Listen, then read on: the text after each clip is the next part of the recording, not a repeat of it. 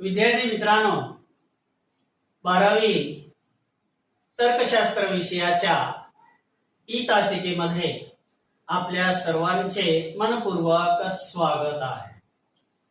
विद्यार्थी मित्रांनो, आपण मागील तासिकेमध्ये आपले तर्कशास्त्रातील 6वे प्रकरण विगमनाचे आधार तत्व ग्राउंड्स ऑफ इंडक्शन या प्रकरणांतर्गत आपण विगमनाचे तात्विक आधार जे 2 आहेत त्यांचा अभ्यास केला. त्यात आपण निसर्ग समरूपतेचे तत्व आणि कारणतेचे तत्व, ज्याला आपण कार्यकारण भावाचे तत्व असे म्हणतो, या 2 प्रमुख मुद्द्यांचा अभ्यास विगमनाचे तात्विक आधार या अंतर्गत अभ्यासला. त्यानंतर आपण विगमनाचे वास्तविक आधार या मुद्द्यांतर्गत निरीक्षण म्हणजे काय, निरीक्षणाचे स्वरूप, निरीक्षणाची वैशिष्ट्ये कोणती आहे, युक्त निरीक्षणाच्या अटी कोणत्या आहे, या संबंधीचा अभ्यास आपण मागील तासिकांमध्ये केलेला आहे. आणि त्यात आपण आणखीन एक मुद्दा अभ्यासला होता, प्रयोग म्हणजे काय. विगमनाच्या वास्तविक आधारांपैकी एक जो प्रमुख आधार होता निरीक्षण, त्याचा अभ्यास केल्यानंतर आपण अगदी शेवटच्या तासिकेत प्रयोग म्हणजे काय या मुद्द्याच्या अभ्यासाला आपण सुरुवात केली होती.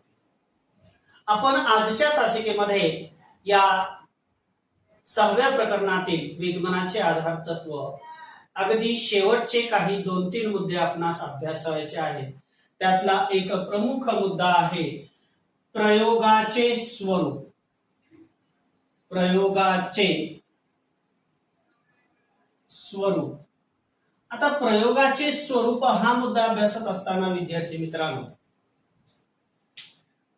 जे छोटे छोटे प्रश्न आहेत थेअरीचे, त्या प्रश्नांसाठी मी अगोदरही आपणास म्हटलेलं आहे की प्रकरण क्रमांक 6 आणि 7 अतिशय महत्वाचे आहे. तर प्रयोगाचे स्वरूप अभ्यासत असताना विद्यार्थी मित्रांनो, प्रयोग एका निश्चित हेतूने केला जातो हे आपण पाहिलेलं आहे. कोणताही प्रयोग हा एक विशिष्ट हेतू ठेवून, एक विशिष्ट उद्दिष्ट ठेवून, एक निश्चित असं उद्दिष्ट ठेवून प्रयोग हा केला जातो. कोणत्याही प्रयोगाचा हेतू हा एका घटकातील बदलाचा, एखाद्या घटनेसंबंधी आपण ज्यावेळेस प्रयोग करत असतो तेव्हा त्या कोणत्याही प्रयोगाचा हेतू काय असतो, तर कोणत्याही प्रयोगाचा हेतू हा एका घटकातील बदलाचा दुसऱ्या घटकावर काय परिणाम होतो याचा शोध आपण घेत असतो. त्यालाच आपण प्रयोगाचा हेतू असे, त्यालाच आपण काय म्हणतो विद्यार्थी मित्रांनो, प्रयोगाचा हेतू असं म्हणतो. कारण कोणताही प्रयोग हा विशिष्ट हेतू नसताना, एक निश्चित असा हेतू नसताना, एक निश्चित असं उद्दिष्ट नसताना, उद्देश्य नसताना प्रयोग केला जात नाही. म्हणून असं म्हटलं जातं की प्रयोग हा एक निश्चित हेतूने केला जातो.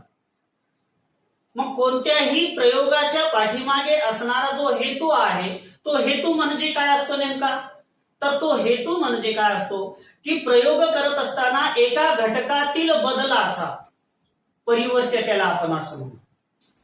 त्याला काय म्हणतो आपण, परिवर्त्य. एका घटकातील बदलाचा दुसऱ्या घटकावर काय परिणाम होतो, दुसऱ्या घटकात काय परिणाम घडवून आणतो याचा शोध घेणे हा असतो. कोणत्याही प्रयोगाचा हेतू काय असतो, एका घटकातील बदलाचा म्हणजे परिवर्त्यात, दुसऱ्या घटकावर म्हणजे कशावर, परिवर्त्यावरच, म्हणजेच कशावर, याच्यावरच, परिवर्त्यावर काय परिणाम घडून येतो याचा अभ्यास, याचा शोध प्रयोगामध्ये घेतला जातो. आणि त्यालाच आपण प्रयोगाचा हेतू असे म्हणतो. त्यालाच आपण काय म्हणतो विद्यार्थी मित्रांनो, प्रयोगाचा हेतू असे म्हणतो. आता परिवर्त्य हा जो घटक आहे प्रयोगामध्ये येणारा, तो परिवर्त्य घटक हा परिवर्तनीय स्वरूपाचा असतो. त्यात बदल घडून येत असतो. परिवर्त्य घटक जो आहे प्रयोगामध्ये येणारा, तो परिवर्त्य घटक हा परिवर्तनीय असतो, म्हणजे त्यात बदल घडून येऊ शकतो, त्यात परिवर्तन होऊ शकते. मग ही परिवर्ते किती प्रकारची असतात? तर ही परिवर्ते ही 3 प्रकारची असतात. प्रयोगामध्ये जे परिवर्त्य घटक असतात आणि जे परिवर्त्य घटक परिवर्तनीय असतात, असे परिवर्त्य घटक किती प्रकारचे असतात विद्यार्थी मित्रांनो? असे परिवर्त्य घटक 3 प्रकारचे असतात. ते कोणते? एक आहे स्वतंत्र परिवर्त्य. एक कोणतं? स्वतंत्र परिवर्त्य. हा पहिला घटक आहे परिवर्त्यामध्ये येणारा. पहिला कोणता विद्यार्थी मित्रांनो? स्वतंत्र परिवर्त्य हा परिवर्त्यामध्ये येणारा पहिला घटक आहे. दुसरा घटक कोणता आहे? सुसंगत परिवर्त्य. सुसंगत परिवर्त्य हा येणारा दुसरा घटक आहे परिवर्त्यामध्ये येणारा. पहिला घटक स्वतंत्र परिवर्त्य, दुसरा घटक सुसंगत परिवर्त्य आणि तिसरा घटक आहे परतंत्र परिवर्त्य. परतंत्र परिवर्त्य. परतंत्र परिवर्त्य. आता या सुसंगत परिवर्त्यालाच आणखीन एक समानार्थी असणारं नाव आहे. आणखीन एक सुसंगत परिवर्त्य म्हटलं काय याला? किंवा याला आपण नियंत्रित परिवर्त्य म्हटलं काय? याला आपण काय म्हटलं? नियंत्रित परिवर्त्य असं म्हटलं काय? त्या दोन्हीचा अर्थ विद्यार्थी मित्रांनो एकच होतो. आता अभ्यास करत असताना या 2 क्रमांकाच्या मुद्द्याला आपण 3 हा क्रमांक देऊया आणि या 3 क्रमांकाच्या मुद्द्याला घटकाला 2 क्रमांक देऊया. म्हणजे परिवर्त्यामध्ये येणारे जे प्रमुख 3 घटक आहेत, त्यातला पहिला घटक स्वतंत्र परिवर्त्य, दुसरा घटक परतंत्र परिवर्त्य आणि तिसरा घटक आहे सुसंगत परिवर्त्य किंवा त्याला आपण नियंत्रित परिवर्त्य असं म्हणू शकतो.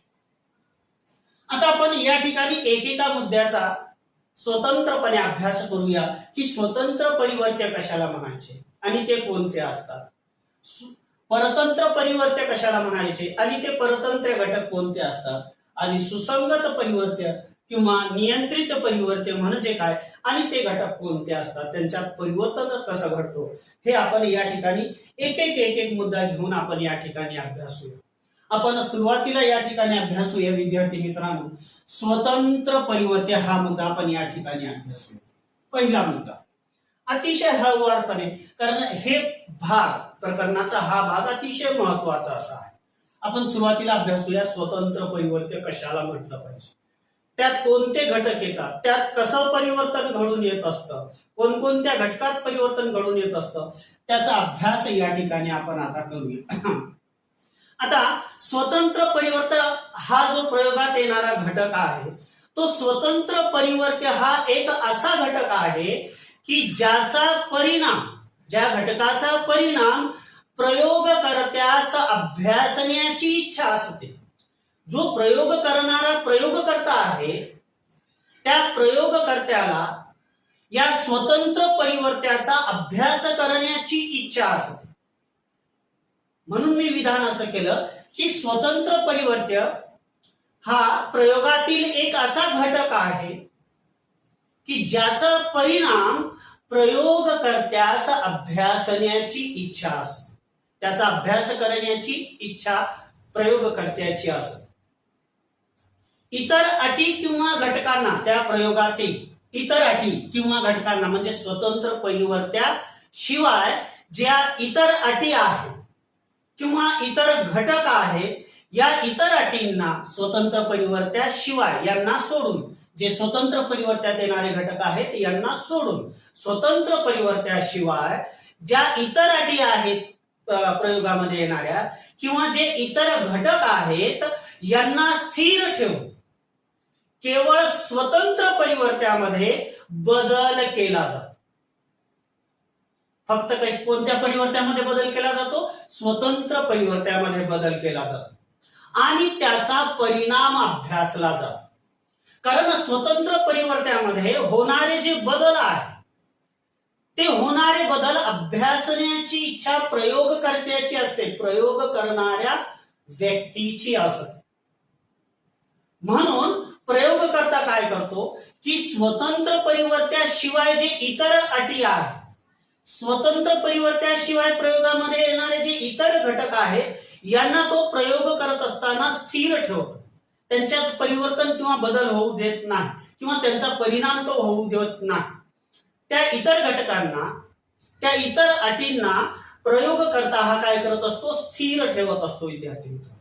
आणि स्थिर ठेवून जे स्वतंत्र परिवर्त्य आहे प्रयोगामध्ये आलेलं, त्या स्वतंत्र परिवर्त्यामध्ये बदल केला जातो. काय केला जातो, बदल केला जातो. आणि त्या स्वतंत्र परिवर्त्यामध्ये बदल केल्यानंतर, त्या स्वतंत्र परिवर्त्यामध्ये बदल केल्यानंतर त्याचा काय परिणाम होतो, त्याचा काय परिणाम झाला याचा अभ्यास प्रयोगकर्ता करत असतो. त्याचं उदाहरण आपल्या टेक्स्टबुक मध्ये दिलेलं आहे. मी वारंवार म्हणतो की आपल्या टेक्स्टबुक मध्ये दिलेलं आहे, कारण आपल्या अभ्यासक्रमाच्या पुस्तकात दिलेली उदाहरणं जर आपण अभ्यासली तरच आपणास ती संकल्पना स्पष्ट होऊ शकते. आणि ती संकल्पना स्पष्ट झाल्यानंतर आपण त्याला जोडून इतर उदाहरणे लिहू शकतो. म्हणून या ठिकाणी आपणास प्रत्येक उदाहरण हे अभ्यासक्रमात दिलेलं उदाहरण घेतलं जात आहे. तर विद्यार्थी मित्रांनो, मी काय सांगत होतो की स्वतंत्र परिवर्त्यामध्ये कसे बदल होतात, काय बदल होतात, परिणाम काय होतो याचा अभ्यास करण्याची इच्छा प्रयोगकर्त्याचीच असते. म्हणून स्वतंत्र परिवर्त्य हा प्रयोगामधला एक असा घटक आहे की ज्याचा परिणाम प्रयोगकर्त्यास अभ्यासण्याची इच्छा असते.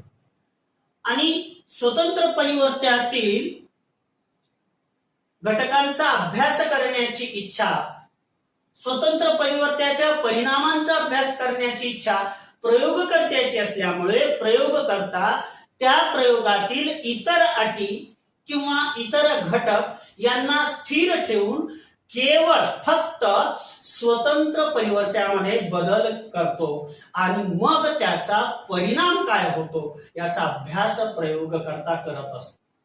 त्याचं उदाहरण आपण या ठिकाणी अभ्यासत आहोत. कपडे धुण्यासाठी आपल्याला विद्यार्थी मित्रांनो साबण लागतो. साबणाचे वेगवेगळे प्रकार आहेत.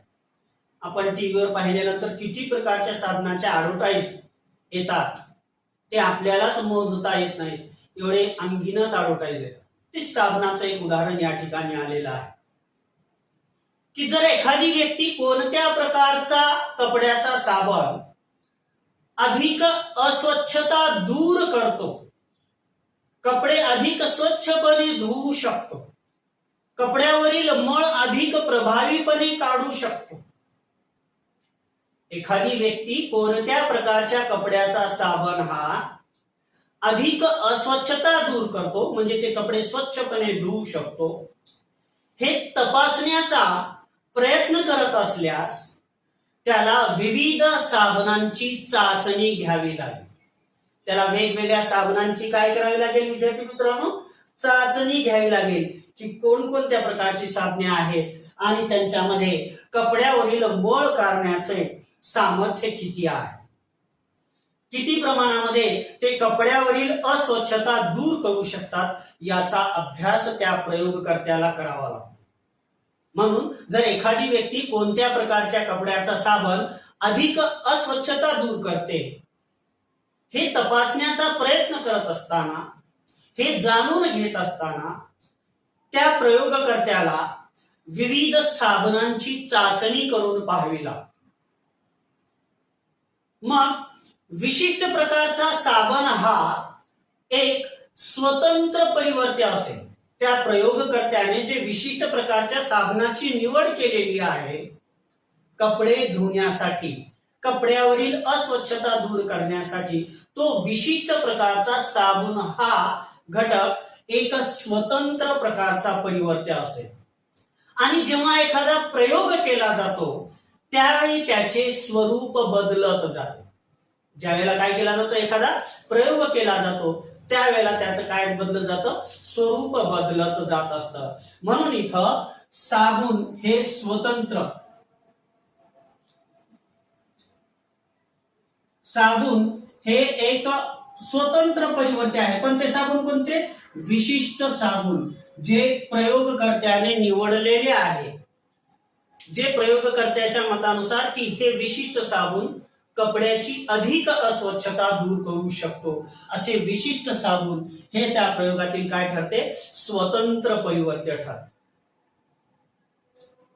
आता दुसरा घटक या ठिकाणी घेऊया, परतंत्र परिवर्त्य. परतंत्र परिवर्त्य हा दुसरा घटक आपण या ठिकाणी अभ्यासूया. आता परतंत्र परिवर्त्य कोणतं असतं? परतंत्र परिवर्त्य कोणतं असतं? तर स्वतंत्र परिवर्त्याच्या परिणामाला, स्वतंत्र परिवर्त्याच्या परिणामाला परतंत्र परिवर्त्य असे म्हणतात. काय म्हणतात? परतंत्र परिवर्त्य असे म्हणतात. पण कशाला? त्या स्वतंत्र घटकाला नाही. कशाला? स्वतंत्र परिवर्त्याच्या परिणामाला परतंत्र परिवर्त्य असे म्हणतात, की जे स्वतंत्र परिवर्त्याद्वारे प्रभावित होते. ते कशामुळे प्रभावित होते? स्वतंत्र परिवर्त्याद्वारे प्रभावित होत असते. म्हणून इथे स्वतंत्र परिवर्त्य हे प्रयोगकर्त्याने निवडलेले जे विशिष्ट प्रकारचे साबून आहे, ते विशिष्ट प्रकारचे साबून हे स्वतंत्र परिवर्त्य आहे. आता आपण दुसरा घटक अभ्यासत होतो, परतंत्र परिवर्त्य. तर स्वतंत्र परिवर्त्याचा जो परिणाम आहे, त्या स्वतंत्र परिवर्त्याच्या परिणामाला आपण परतंत्र परिवर्त्य घटक असं म्हणतो, किंवा त्याला आपण परतंत्र परिवर्त्य असे म्हणतो. मग हे परतंत्र परिवर्त्य असे असते की जे स्वतंत्र परिवर्त्याद्वारे, कशाद्वारे? स्वतंत्र परिवर्त्याद्वारे प्रभावित होत असते. स्वतंत्र परिवर्त्याद्वारे प्रभावित होत असते. त्याचं एक उदाहरण आपल्या टेक्स्टबुक मध्ये दिलेलं आहे. आता प्रत्येक साबणाची चाचणी करते वेळी, प्रत्येक साबणाची काय करते वेळी विद्यार्थी मित्रांनो? चाचणी करते वेळी अस्वच्छता किती राहिली, आपण कपड्यावरील जी अस्वच्छता काढत आहोत, तर प्रयोग करत असताना प्रत्येक साबणाची चाचणी करते वेळी अस्वच्छता किती राहिली याचेही मोजमाप केले जाते. कशाचा अभ्यास करत असताना? स्वतंत्र परिवर्त्याचा अभ्यास करत असताना. उदाहरण काय सांगत होतो परतंत्र परिवर्त्याचा? की प्रत्येक वेळी साबणाची चाचणी करते वेळी अस्वच्छता किती राहील याचेही मोजमाप केले जाते. मग प्रयोगाच्या वेळी जितकी अस्वच्छता राहील ते परतंत्र परिवर्त्य हो. ते कोणते? परतंत्र परिवर्त्य हो. प्रयोगाच्या वेळी जितकी अस्वच्छता राहील ते कोणतं परिवर्त्य होय? परतंत्र परिवर्त्य होय. म्हणजे त्या कपड्यावरील, ज्या कपड्यावरील आपल्याला अस्वच्छता दूर करायची आहे, त्या कपड्यावरील ती अस्वच्छता हे कोणता घटक होईल प्रयोगातील? परतंत्र परिवर्त्य. अस्वच्छता, अस्वच्छता हा घटक परतंत्र परिवर्त्य हो. आता आपण या ठिकाणी तिसरा घटक अभ्यासूया, ज्याला आपण समर्पक ऑब्लिक सुसंगत ऑब्लिक नियंत्रित परिवर्त्य असं म्हणतात. नियंत्रित परिवर्त्य ही वेगवेगळी समानार्थी शब्द आहेत. याच्यापैकी आपण कोणताही एक शब्द जर लक्षात ठेवला तरी चालेल. आता या ठिकाणी समर्पक परिवर्त्य किंवा नियंत्रित परिवर्त्य म्हणजे कोणतं, किंवा कोणते घटक स्वतंत्र परिवर्त्य असतात ते पाहिलं. कोणता घटक परतंत्र परिवर्त्य असतो? त्या कपड्यावरील अस्वच्छता. हे पाहिलं. आता त्या प्रयोगामध्ये समर्पक परिवर्त्य कोणते आहे, सुसंगत परिवर्त्य कोणते आहे, नियंत्रित परिवर्त्य कोणते आहे ते अभ्यासायचं आहे.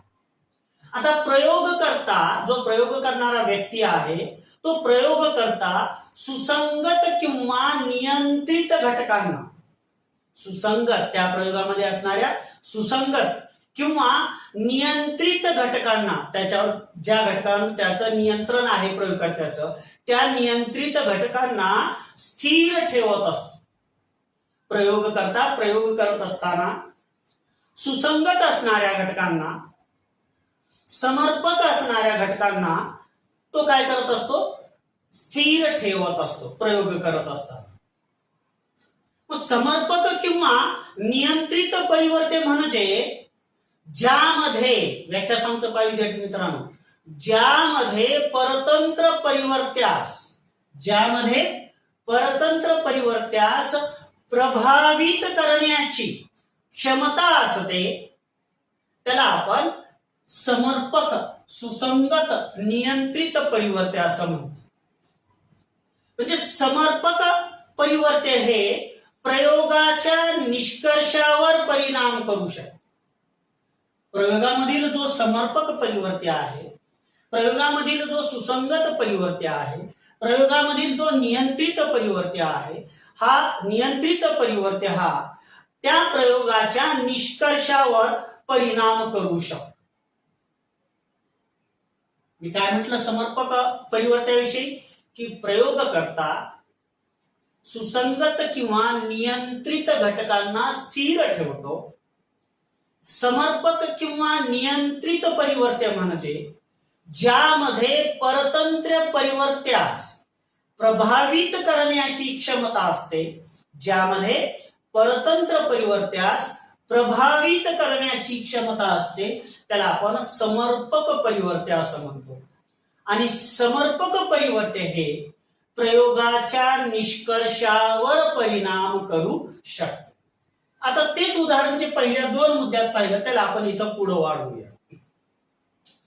साबणाच्या प्रकाराव्यतिरिक्त, साबणाच्या प्रकाराव्यतिरिक्त म्हणजे साबणाच्या प्रकाराशिवाय इतर संबंधित असणारी, त्याच्याशी संबंधित असणारी परिवर्त्य आहे ती सुद्धा, म्हणजे साबणाशिवाय इतरही काही घटक आहेत की जी घटक त्या कपड्यावरील अस्वच्छता दूर करण्यास कारणीभूत ठरू शकतात. हे लक्षपूर्वक आहे का विद्यार्थी मित्रांनो? एकाशी जुळलेली दुसरी कडी आहे, दुसऱ्याशी जुळलेली तिसरी कडी आहे, की साबणाच्या प्रकाराव्यतिरिक्त त्या विशिष्ट साबणाशिवाय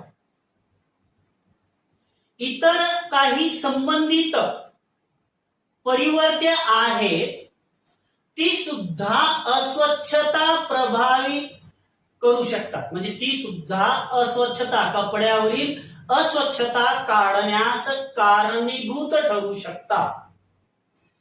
कपड्यावरील अस्वच्छता ही फक्त विशिष्ट साबणामुळेच दूर होते असे नाही, तर कपड्यावरील अस्वच्छता ही विशिष्ट साबणाशिवायही इतर काही घटक आहेत की त्यामुळे सुद्धा अस्वच्छता काढून टाकणे हा घटक काय होऊ शकतो, प्रभावित होऊ शकतो. मग जोपर्यंत ही परिवर्त्य नियंत्रित होत नाही, कोणती परिवर्त्य? समर्पक. समर्पक म्हणजे कोणती? की जी अस्वच्छता, त्या कपड्यावरील अस्वच्छता दूर करण्यास मदत करू शकतात, प्रभावित करू शकतात, असे घटक बाजूला ठेवता येत नाही. अशा घटकांवर नियंत्रण ठेवता येत नाही तोपर्यंत त्या प्रयोगातील निष्कर्ष अचूक निघू शकत नाही. कारण कपड्यांची अस्वच्छता दूर करण्यासाठी विशिष्ट साबणाशिवाय सुद्धा इतर अनेक घटक असतात की ज्यामुळे त्या कपड्यावरील अस्वच्छता दूर होत असते. विद्यार्थी मित्रांनो, ते घटक आहेत, खूप आहेत. मी आपल्याला लागलीच यानंतर सांगणार आहे की इतर अनेक घटक कोणते आहेत.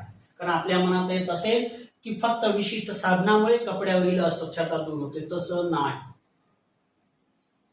तर साबणाच्या प्रकाराशिवाय, या विशिष्ट साबणाच्या प्रकाराशिवाय इतरही त्याच्याशी संबंधित काही परिवर्त्य आहेत की जी अस्वच्छता काढण्यास प्रभावित करू शकतात. म्हणून जोपर्यंत ही परिवर्त्य जी अस्वच्छता काढण्यास प्रभावित करू शकतात असे घटक, जोपर्यंत अशी परिवर्त्य आपण नियंत्रित करू शकत नाही, नियंत्रित करत नाही, तोपर्यंत त्या प्रयोगातून निघणारा निष्कर्ष हा अचूक असू शकत नाही. तोपर्यंत त्या प्रयोगातून निघणारा निष्कर्ष हा विद्यार्थी मित्रांनो कसा असू शकत नाही, अचूक असू शकत नाही. म्हणून प्रयोग करत असताना सुसंगत, समर्पक अशा घटकांवर प्रयोगकर्त्याचे नियंत्रण असले पाहिजे. हे घटक प्रयोग करत असताना स्थिर असले पाहिजे.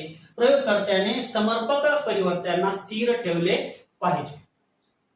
म्हणून प्रयोगकर्त्याने, आता ते घटक कोणते बघा, इतर घटक की जे अस्वच्छता दूर करू शकतात, याच्याशिवाय दुसरे कोणते. म्हणून प्रयोगकर्त्याने पाण्याचे प्रमाण, कपडे धुण्यासाठी, कपड्यावरची अस्वच्छता दूर करण्यासाठी जे पाणी वापरतो ते, म्हणून प्रयोगकर्त्याने पाण्याचे प्रमाण, कपडे धुण्यासाठी घेतलेल्या, कपड्यावरील अस्वच्छता दूर करण्यासाठी घेतलेल्या पाण्याचे तापमान, ते कपडे धुण्यासाठी, त्या कपड्यावरील अस्वच्छता दूर करण्यासाठी घालवलेला वेळ, वापरलेला साबण, त्या कपड्यावरील मळाचे प्रमाण, त्या कपड्यावरील अस्वच्छतेचे प्रमाण इत्यादी सर्व नियंत्रित परिवर्त्यात सातत्य ठेवणे आणि स्वतंत्र परिवर्त्याचे म्हणजे विशिष्ट साबणाचे कपड्यावरील अस्वच्छता काढून टाकणे यावर होणारा परिणाम पाहणे आवश्यक असते. कारण कपडे धुवत असताना पाण्याचे प्रमाण, त्या पाण्याचे तापमान, असे इतरही अनेक घटक आहेत. ते कपडे धुण्यासाठी आपण घालवलेला वेळ, या घटकांमुळे सुद्धा अस्वच्छता दूर करणे हा घटक प्रभावित होऊ शकतो. म्हणून प्रयोगकर्त्याने प्रयोग करत असताना सर्व नियंत्रित परिवर्त्यामध्ये सातत्य ठेवणे आणि स्वतंत्र परिवर्त्याचे परतंत्र परिवर्त्यावर होणारा परिणाम पाहणे आवश्यक असते. अशा पद्धतीने आपण हे प्रयोगाचे स्वरूप या 3 मुद्द्यांच्या साहाय्याने अभ्यासू शकतो. प्रयोगाचे स्वरूप आपण कोणत्या मुद्द्याच्या साहाय्याने, की प्रयोगामध्ये जे परिवर्त्य येतं ते परिवर्त्यात येणारे घटक हे 3 प्रकारचे असतात. स्वतंत्र परिवर्त्य, परतंत्र परिवर्त्य आणि समर्पक परिवर्त्य, ज्याला आपण सुसंगत परिवर्त्य किंवा नियंत्रित परिवर्त्य असं म्हणतो. अशा पद्धतीने या 3 घटकांच्या साहाय्याने आपण प्रयोगाचे स्वरूप अभ्यासू शकतो. आपण आता आजच्या तासिकेतील दुसरा मुद्दा या ठिकाणी अभ्यासूया. अतिशय छोटा असणारा मुद्दा आहे आणि जो अतिशय सुलभही आहे विद्यार्थी मित्रांनो. समजून घेण्यासाठी, वाचण्यासाठी आणि अभ्यासल्यानंतर परीक्षेमध्ये जर प्रश्न आला तर लिहिण्यासाठी अतिशय सुलभ आहे. आणि तो प्रश्न आहे प्रयोगाची वैशिष्ट्ये. प्रयोगाची वैशिष्ट्ये हा मुद्दा आपणास आजच्या तासिकेत अभ्यासावयाचा आहे. अतिशय सुलभ आहे, छोटा आहे. आता प्रयोगाची वैशिष्ट्ये अभ्यासत असताना काही मुद्द्यांच्या साहाय्याने आपण प्रयोगाची वैशिष्ट्ये अभ्यासू, की या कारणामुळे हे प्रयोगाचे वैशिष्ट्य आहे हे आपण उदाहरणांच्या साहाय्याने सुद्धा अभ्यासणार आहोत. तर आता प्रयोगाची वैशिष्ट्ये अभ्यासत असताना विद्यार्थी मित्रांनो, पहिलं वैशिष्ट्य आहे की प्रयोग हा जाणून बुजून केला जातो. कोणताही प्रयोग जो आहे तो प्रयोग जाणून बुजून केला जातो. हे प्रयोगाचं पहिलं वैशिष्ट्य आहे की प्रयोग हा जाणून बुजून केला जातो. जाणून बुजून केला जातो. हे पहिलं वैशिष्ट्य आहे प्रयोगाचं. आता प्रयोग हे काय करत असतात? प्रयोग हा तथ्यांचे संकलन करण्यासाठी, प्रयोग हा तथ्यांचे जे वस्तुनिष्ठ सत्य आहे, तथ्य म्हणजे वस्तुनिष्ठ असलेलं सत्य, तर प्रयोगामध्ये आपण तथ्यांचे संकलन करण्यासाठी, त्यातील संबंधाचा शोध घेण्यासाठी किंवा सिद्धांत कल्पना तपासण्यासाठी, सिद्धांत कल्पना जाणून घेण्यासाठी आपण जाणून बुजून प्रयोग करत असतो. म्हणून आपण सुरुवातीला, या तासाच्या सुरुवातीला म्हटलं होतं मी की प्रयोग हा विशिष्ट हेतू ठेवून केला जातो. म्हणजे प्रयोग हा जाणून बुजून केला जातो. कोणत्याही घटनेसंबंधी, कोणत्याही घटकासंबंधी, कोणत्याही पदार्थासंबंधी प्रयोग करत असताना प्रयोग हा तथ्यांचे संकलन करण्यासाठी, वस्तुनिष्ठ सत्य असलेली माहिती एकत्रित करण्यासाठी, त्यातील संबंधाचा शोध घेण्यासाठी, त्यातील संबंधाचा शोध घेण्यासाठी किंवा सिद्धांत कल्पना, एखादी मांडलेली सिद्धांत कल्पना तपासण्यासाठी जाणून बुजून प्रयोग केला जातो. हे प्रयोगाचं पहिलं वैशिष्ट्य आहे विद्यार्थी. दुसरं वैशिष्ट्य काय आहे की प्रयोगामध्ये कृत्रिम परिस्थितीची मांडणी केली जाते. एखाद्या घटनेसंबंधी, एखाद्या पदार्थासंबंधी, निसर्गात घडणाऱ्या एखाद्या घटनेसंबंधी एक कृत्रिम परिस्थिती प्रयोगशाळेमध्ये निर्माण केली जाते. म्हणून हे दुसरं वैशिष्ट्य आहे की प्रयोगात कृत्रिम परिस्थितीची मांडणी केली जाते. दुसरं वैशिष्ट्य, प्रयोगात कृत्रिम परिस्थितीची मांडणी केली जाते. हे दुसरं वैशिष्ट्य आहे विद्यार्थी मित्रांनो, ज्याचा अभ्यास आपणास आजच्या तासिकेत करावायचा आहे. की जर वैज्ञानिकांना घटनेच्या वेगवेगळ्या पैलूंचे, घटनेच्या वेगवेगळ्या भागांचे, दुसरं वैशिष्ट्य प्रयोगात कृत्रिम परिस्थितीची मांडणी केली जाते. याचं विश्लेषण की जर वैज्ञानिकांना एखाद्या घटनेच्या वेगवेगळ्या पैलूंचे निरीक्षण काळजीपूर्वक करावयाचे असेल तर तो नैसर्गिक परिस्थितीत करू शकत नाही. नैसर्गिक परिस्थितीमध्ये एखाद्या घटनेच्या वेगवेगळ्या पैलूंचे, वेगवेगळ्या भागांचे निरीक्षण वैज्ञानिक व्यवस्थितपणे निसर्ग घटनांचे निसर्गात निरीक्षण करत असताना करू शकत नाही. कारण निसर्गात घडणारी घटना ही नैसर्गिक नियमाने आणि त्याच्या वेगाने पटकन घडून जात असते. म्हणून जर वैज्ञानिकांना एखाद्या घटनेच्या वेगवेगळ्या पैलूंचे निरीक्षण काळजीपूर्वक करायचे असेल तर तो नैसर्गिक परिस्थितीत करू शकत नाही. का करू शकत नाही? कारण या घटनेभोवती, निसर्गात घडणाऱ्या घटनेभोवती असंख्य अशा परिस्थिती घेरल्या गेलेल्या असतात. निसर्गात जी घटना घडत असते त्या घटनेच्या भोवती इतरही अनेक घटक त्या घटनेला घेरलेले असू शकतात आणि त्यासोबत इतरही अनेक परिस्थिती बाह्य निसर्गामध्ये ती घटना पाहत असताना, त्याचं निरीक्षण करत असताना असू शकतात. मग त्यातील काही अप्रासंगिक आणि अडथळे निर्माण करणारे असू शकतात. जे त्या घटनेच्या आसपास घडणारे जे घटक आहेत, त्या घटनेच्या आसपास असणारी जी परिस्थिती आहे, ती परिस्थिती, ते इतर घटक हे आपण निरीक्षण करत असलेल्या घटकाचे निरीक्षण करत असताना अडथळा निर्माण करणारे ठरू शकतात. म्हणून प्रयोग करता कृत्रिम परिस्थिती निर्माण करतो, कृत्रिम परिस्थिती तयार करतो, ज्यात तो एका वेळी इतर संबंधित घटक स्थिर ठेवून त्याच्यावर आपलं नियंत्रण ठेवून एकाच घटकाचे परिणाम शोधून काढू शकतो. परंतु निसर्गामध्ये आपण त्या घटनेचं निरीक्षण करत असताना मात्र आपलं त्या घटनेच्या आसपास असणाऱ्या परिस्थितीवर नियंत्रण नसल्यामुळे त्या परिस्थिती त्या घटनेवर परिणाम करू शकते. मग त्यावेळेस आपण काढलेला निष्कर्ष अचूक राहणार नाही.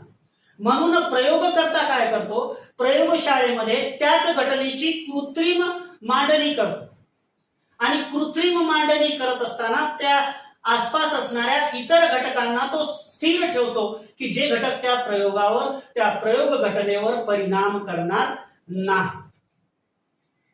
त्याचं उदाहरण दिलेलं आहे आपल्या पुस्तकात की हवेत नाणे, कॉइन नाणे म्हणजे हवेत नाणे पिसापेक्षा वेगाने खाली येताना दिसून येते.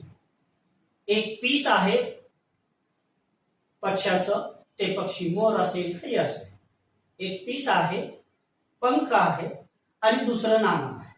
मग हवेमध्ये या दोन गोष्टींकडे जर पाहिलं आपण तर आपणास या दोन गोष्टींपैकी हवेत असणारं नाणं हे पिसापेक्षा, त्या पंखापेक्षा जास्त वेगाने खाली पडताना आपल्याला दिसते. मग त्याचा संबंध वेगाशी नसतो. नाणे पिसापेक्षा पंखापेक्षा जास्त वेगाने खाली पडताना जे दिसत आहे तर त्याचा संबंध हा वेगाशी नसतो. हे सिद्ध करण्यासाठी वैज्ञानिकांना एक कृत्रिम परिस्थिती तयार करावी लागली. आणि त्यासाठी त्याने काय केले, वैज्ञानिकांनी हवा काढून घेतलेली एक खोली तयार केली.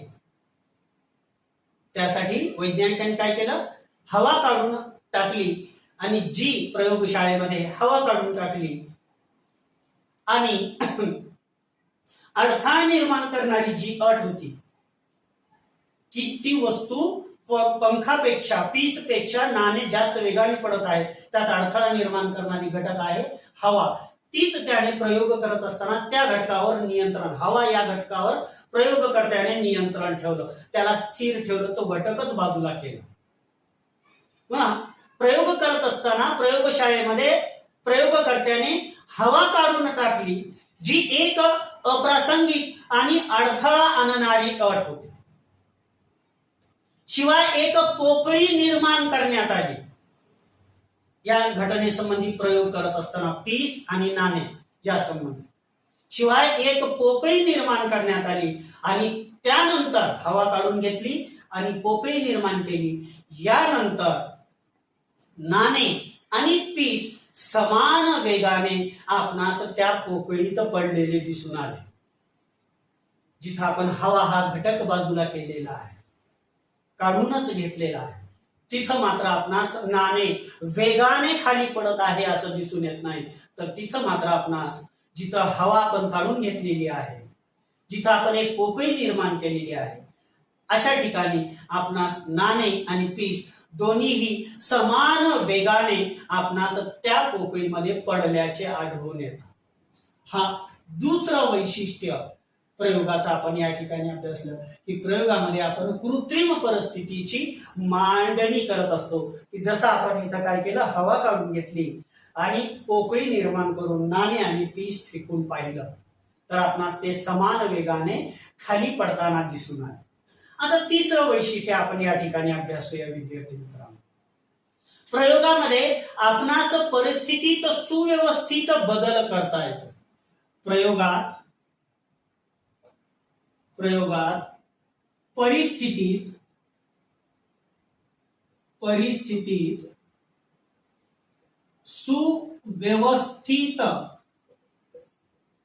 सुव्यवस्थित बदल करता येतो, सुव्यवस्थित बदल करता येतो.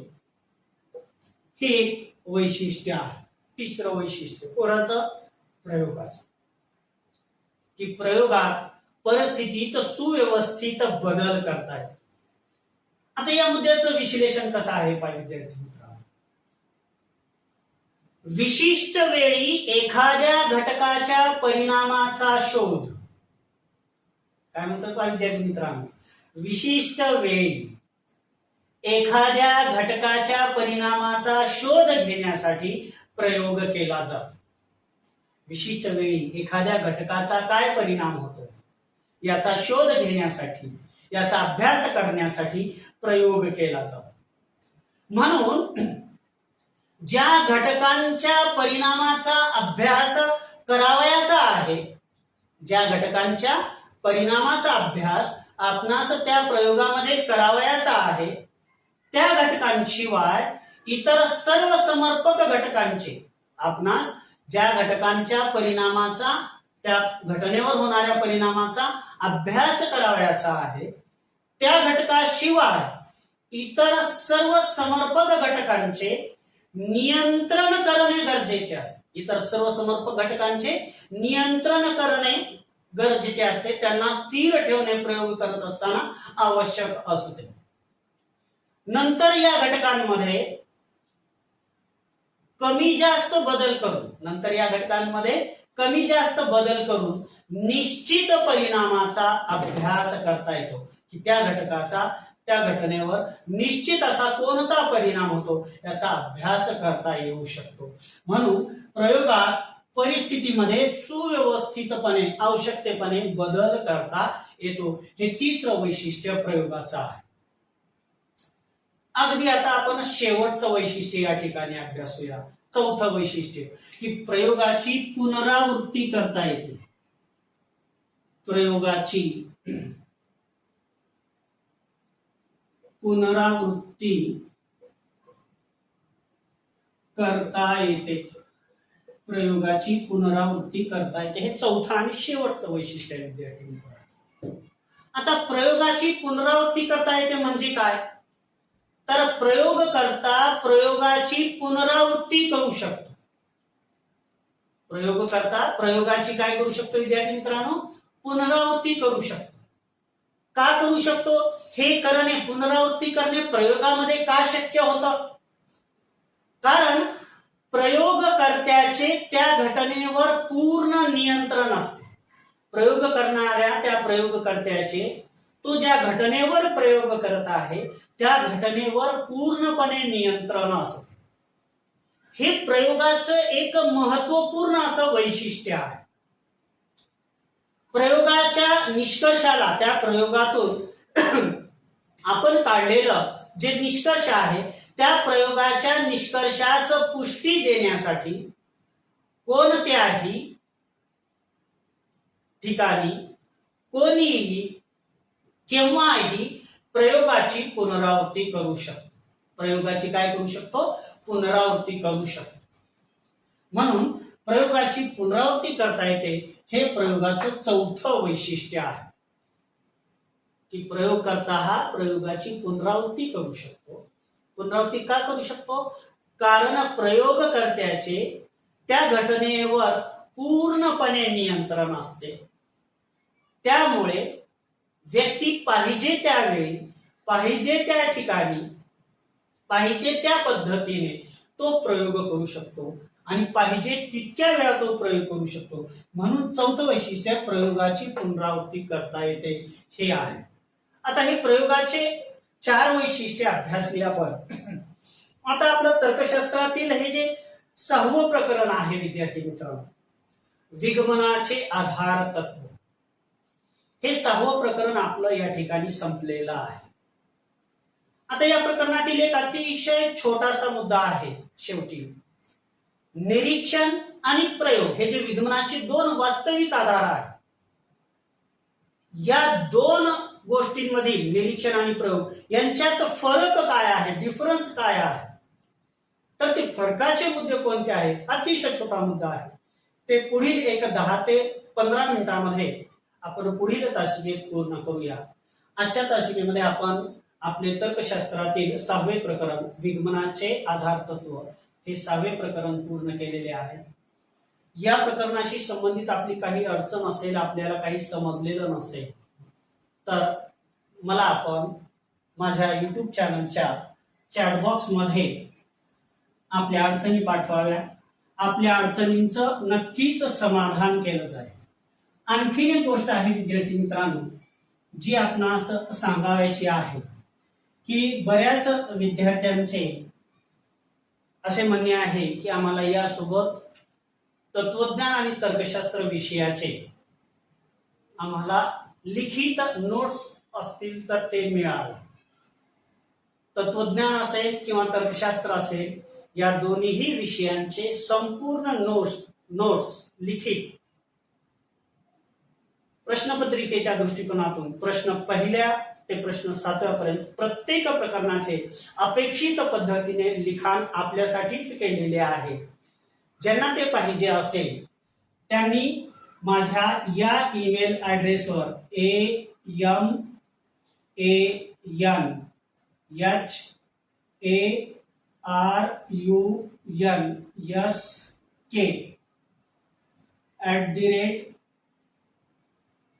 gmail.com